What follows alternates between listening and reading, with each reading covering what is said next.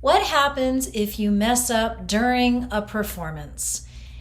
It's recital season right now, and surely some of you are preparing for a performance. Maybe you don't perform on a regular basis. Maybe it only happens twice per season, maybe less. I don't know. My piano students only get 3 performances a year with me. If they get extras, it has to do with their other activities at school, school band, choir, musical theater, etc. In my experience, the more you can perform, the better you get and the less mistakes you make. But in the early days of your education, you are going to make mistakes in front of the audience. And this is a subject that needs to be addressed, and my students always ask me, what do I do if I make a mistake in front of everybody? And I tell them, you keep going. Your job is to keep the music going. It's okay if you mess up. It's totally normal, and it's human to make mistakes. And the recital should be a safe place to mess up. Now, you might have some teachers that are a little bit harder on you than I am, or maybe your parents are very strict and they have high expectations for you. Every circumstance is different. In my educational experience, making a lot of mistakes would not have been tolerated. And I don't really like it when my students make mistakes either, but I have an attitude that this is all supposed to be educational. It's supposed to be practice. Do I want you to have a perfect performance? Of course. I would be so impressed. It would make me feel good. It would make me feel like I did a good job as a teacher. I know it would make you feel good because you would feel proud. But if you do mess up, you have to just brush yourself off and say, I'm going to try again next time. The best thing for you to do is, after you've done a performance, hopefully somebody has recorded you. You can go back and watch your performance. When you're in the middle of the performance, mistakes seem way worse than they actually are. I always play a song, I always lead a sing-along at our recitals, and I made a slight slip of my finger on one part, and I couldn't stop thinking about it after the recital was long over, and I knew not to obsess over it, but I still was thinking about it. I still had this thought of like, oh my goodness, you're the piano teacher and you messed up. That voice is always a constant in my life, but I've learned how to dance with this critic that lives inside my head.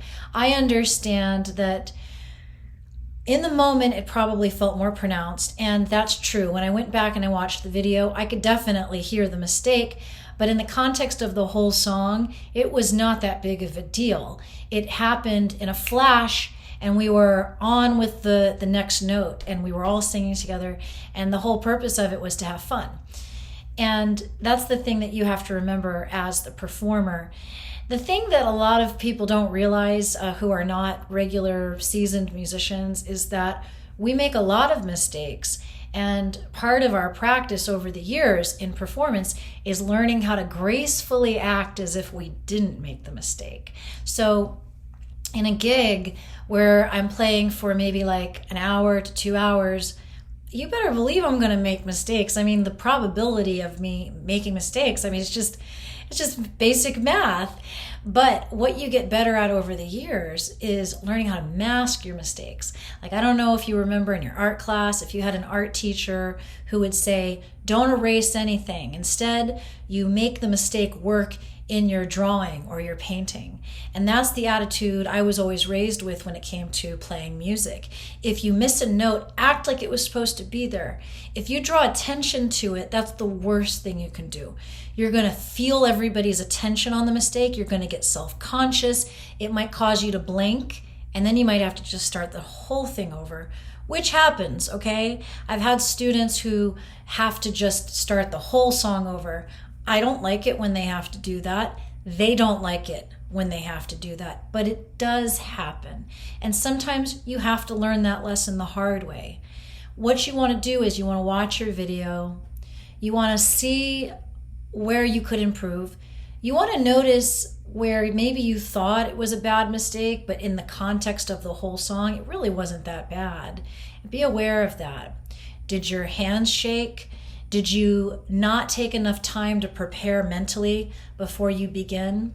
One of the things I tell my students to do is to not rush into the song, to take your time. And I love telling them that for this period of time when they're sitting at the piano, they are 100% in charge. I love telling them this because kids are never in charge. It's always adults. It's always teachers or parents or babysitters that are always in charge. And I love telling them it's this one moment in time where you are 100% in charge.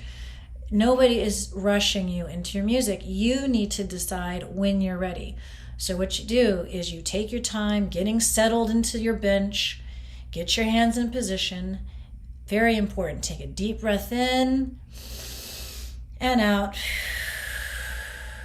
Get your head clear. Hear the music in your head. Feel the beat. Then begin. Keep your attention on the music at all times. Do not pay attention to the people staring at you. Pretend like they're not there. It is possible.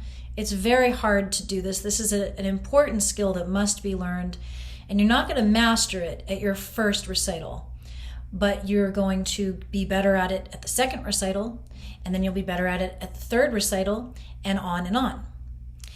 So I hope this helped you. If it did, please subscribe to my channel, leave a comment below if you have any questions, or if you have anything you'd like to share to help new musicians learn how to deal with mistakes in a live performance setting. Thanks so much, and I'll see you in the next video.